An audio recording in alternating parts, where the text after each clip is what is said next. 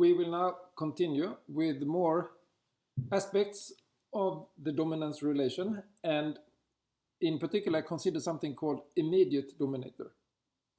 First, the set dom W is a total order.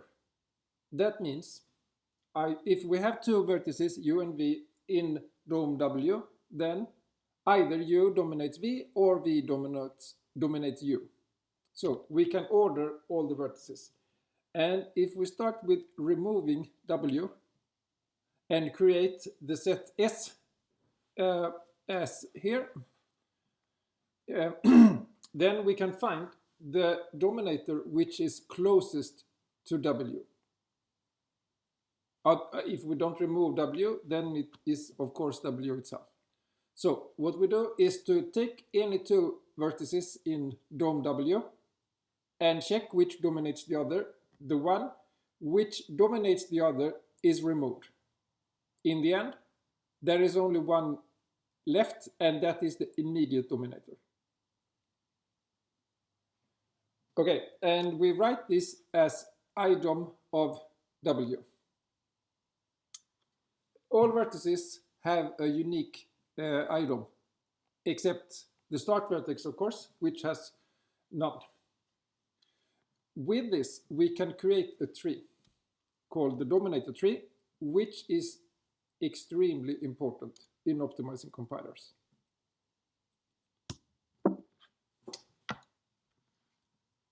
So if we look at the control flow graph we had, then we have this graph, the vertices and these sets, and now we want to find idom. And well, we can compare 0 and 1 here, and 0 dominates 1, so we remove 0, and only 1 is left, and we can continue like that. Okay, so when we have found idom, we can view this as a tree. And this tree is always called, or it's called DT, the dominator tree. With the dominator tree, we can also determine if one node dominates the other. For instance, if we want to know if, say, 2 dominates 4, then we move up from 4 and see if we reach 2, which we don't. And let's see if that makes sense. Well, as we can see here, 4 is not dominated by 2.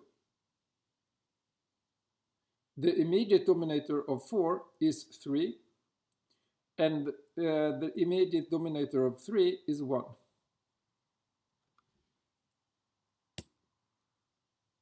So the tree should be represented somehow, and it's easiest to have one attribute of a node called domchild, and then a list of siblings. Okay, so if we look here, number 2 has, node 1 has 3 children in the dominator tree. And we can represent this as a pointer to the first one, and then a pointer from 2 to 3, which is a sibling, and from 3 to 5. Okay, so, sorry, when we construct the dominator tree, and I mean this data structure, and then we should, well, what should we do? We should not put a new node, a new child at the end, because it's no point to traverse this list. Instead, we just put it at the beginning of, I mean, if we make the new child of 1, for instance, if there would be one, the dom child and the new node has 2 as a sibling. Now, we might want to check if so let's see. for each vertex, we have one node. This is a C-struct. It's just a reference, if you prefer Java, to another object.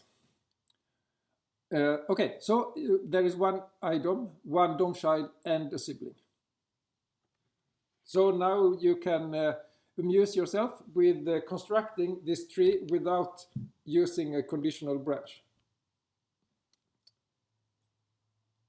It might be tempting to check if the DOM child is null and do various things, but it's actually simplest to do it as follows. So we set W has found its new iDom, okay, and then we want to add W to the set of children of its iDom. So what we do is to start with setting double sibling of W to be the first child of its iDom. This may be null, but it doesn't matter. And then we set W as the DOM child of its iDom. So no if statement and no loop traversal is needed. Summary so far. We have seen an algorithm which can compute the dominance relation, but it does not compute iDom.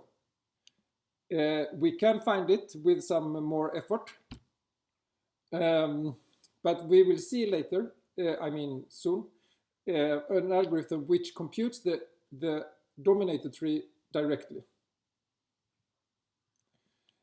The way we compute dominance relation so far, it's done with the sets, and then these sets are represented as bit vectors. Depending on the source code, I mean the branches in particular, there are usually 3 iterations are sufficient, but it can be more. But usually it's not the big issue. This is an example of iterative data flow analysis.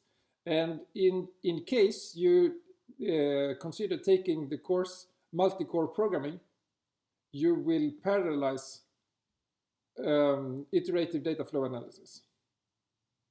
So you can start thinking about that at once. It's very fun problem. Okay, that's I will not talk about that more. So another aspect is how should we propagate the information in the iterative data flow analysis. It depends on if the information flows forwards or backwards.